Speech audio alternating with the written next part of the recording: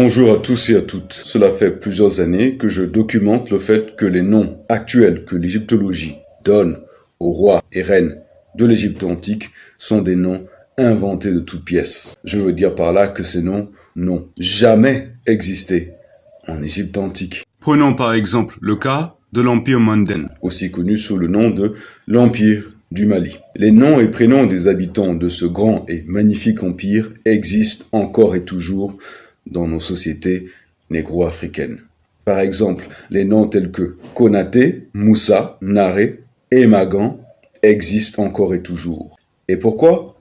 Par simple logique. Le Manden était un empire négro-africain et donc il est normal qu'il transmette des noms et prénoms négro-africains à ces populations. Maintenant, observez l'Égypte antique. Nous avons affaire à une civilisation négro-africaine. Alors, que viennent faire des noms tels que Ratosis, Nefertiti, Hatchepsout, Amenhotep dans cette civilisation qui, je vous le rappelle, prend sa source dans le Soudan. Et pourtant, au Soudan, personne ne porte de nom si étrange. Et qui plus est, ces noms apparemment, selon l'égyptologie, n'ont existé qu'en Égypte antique et à cette période de l'histoire. Vous vous imaginez une civilisation négro-africaine dont les habitants ne portent ni nom et ni prénom négro-africain? C'est quand même incroyable. En plus, l'égyptologie affirme que les Kami, les anciens Égyptiens, étaient des populations leucodermes. Mais alors, pourquoi il n'existe aujourd'hui aucune nation européenne dont les habitants portent des noms qui ressemblent de près ou de loin aux noms qu'ils ont soi-disant retrouvés en Égypte antique? Prenons un exemple. Quand les expatriés allemands ou japonais s'installent en Afrique noire, ils sont très loin de leur patrie d'origine. Et pourtant, leurs enfants continuent à porter leurs noms et prénoms culturels. Je veux dire par là que je ne me rappelle pas avoir jamais rencontré des Allemands ou des Japonais qui se nommaient Amenhotep ou Hatchepsout ou encore Moussa ou Nafissatou. Ainsi donc, la grande question que vous devez vous poser est celle-ci. Si cette occultation fut orchestrée pour les rois et reines de l'Égypte antique, est-ce aussi le cas pour les dieux de l'Égypte antique? La réponse est un oui retentissant. Et c'est dans cette perspective que je vous présente ce nouvel ouvrage, le dictionnaire des vrais noms des dieux de l'Égypte antique.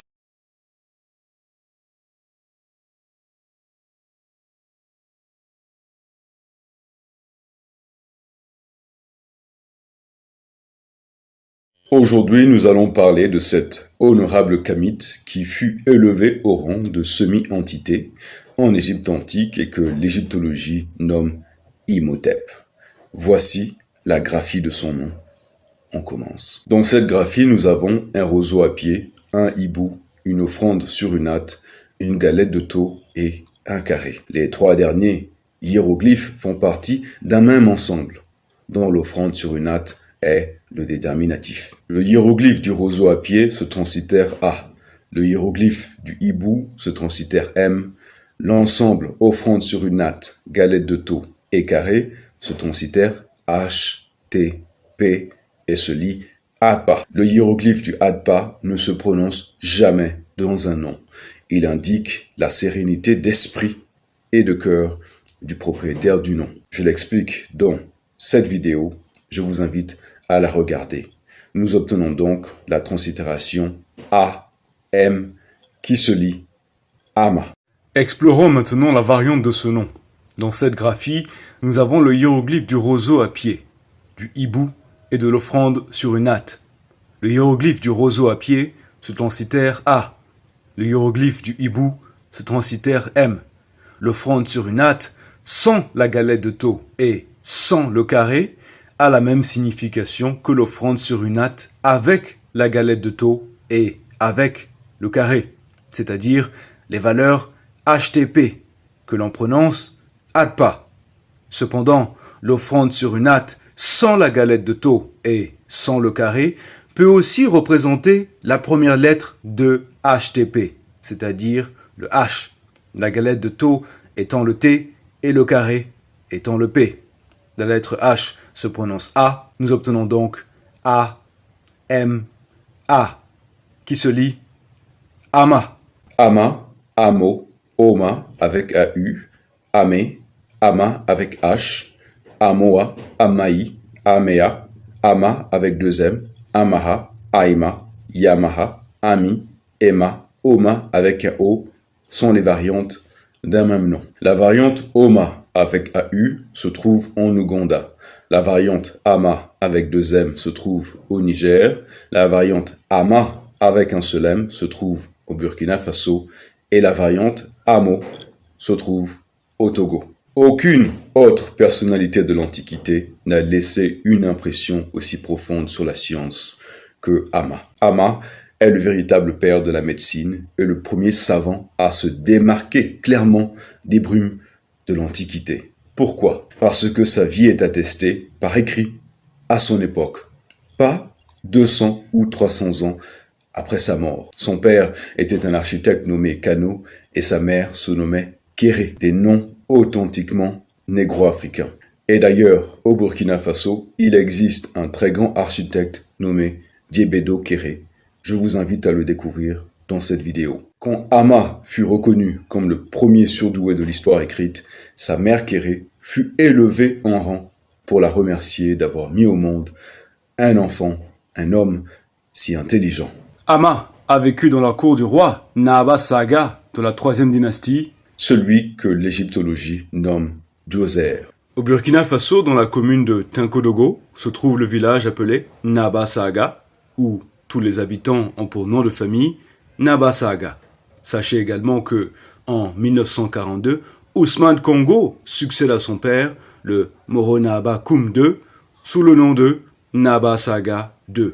Et ici, le nom Congo, que l'on retrouve bien évidemment dans la République démocratique du Congo, sous le matronyme Congo avec un K, montre bien qu'il y a eu autrefois un déplacement migratoire de l'Afrique centrale, du Congo jusqu'en Afrique de l'Ouest. Et toutes ces informations, vous les retrouverez dans le dictionnaire des vrais noms des pharaons.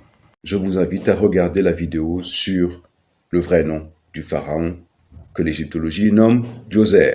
Dans la cour du roi Nahaba Saga, Ama y établit une telle réputation de médecin que 3000 ans après sa mort, il reste vénéré.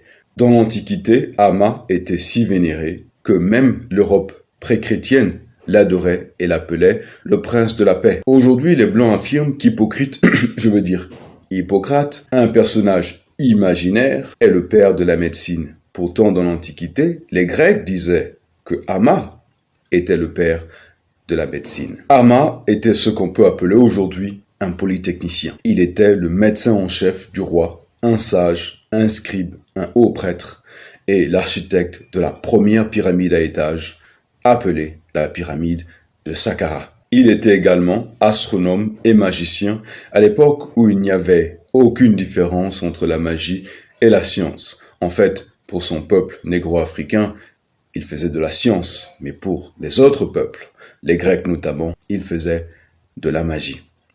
Et d'ailleurs, qu'est-ce que la magie, si ce n'est une science que l'on ne comprend pas? Il est prouvé que Ama a diagnostiqué et traité plus de 200 maladies, parmi lesquelles 15 de l'abdomen, 11 de la vessie, 10 du rectum, 29 des yeux et 18 de la peau. Il savait détecter les maladies par la forme, la couleur ou l'état des parties visibles du corps, comme la peau, les cheveux, les ongles et la langue.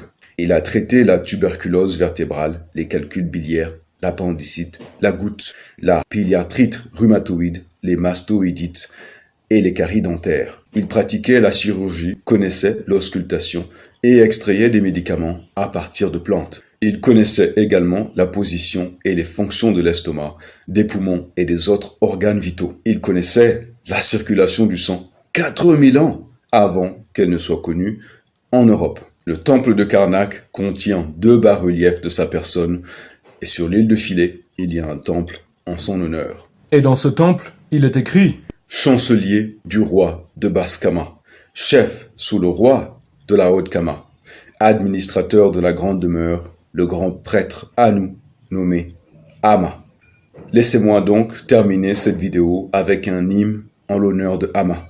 Un hymne directement tiré des textes de l'Égypte antique et traduit dans cet ouvrage, le dictionnaire des vrais noms des dieux de l'Égypte antique. Salut à toi, Amma, au bon cœur, Amma, fils de Pata. Viens dans ta maison, viens dans ton temple, à Thèbes, que ton peuple t'acclame avec joie. Les hommes t'applaudissent et les femmes t'adorent. Tous exaltent ta bonté. Tu les as guéris, tu les as ramenés à la vie. Ô Amma, fils de Kéré, tu as construit et tu as bâti. Et pour des milliers d'années, tu renouvelles la création de ton père. Ô Amma, accorde-moi ton intelligence. Puis-je seulement voir et comprendre comme ton œil et ton esprit? Je te prie. Voici donc le type d'informations que vous retrouverez dans cet ouvrage intitulé « Le dictionnaire des vrais noms des dieux de l'Égypte antique, méthode Sidoyen ». Dans cet ouvrage, je commence très lentement et je vous donne tous les éléments contextuels et nécessaires pour vous aider et améliorer votre compréhension de l'Égypte antique tout en vous donnant les vrais noms des dieux de l'Égypte antique parce que la méthode Sidoyen est en fait très simple et le contenu est très facile à lire et à comprendre. Je m'appelle Sidoyen Thomas. Merci pour votre participation et votre compréhension. N'hésitez pas à laisser un commentaire et à partager cette vidéo. Je vous souhaite le meilleur et à la prochaine.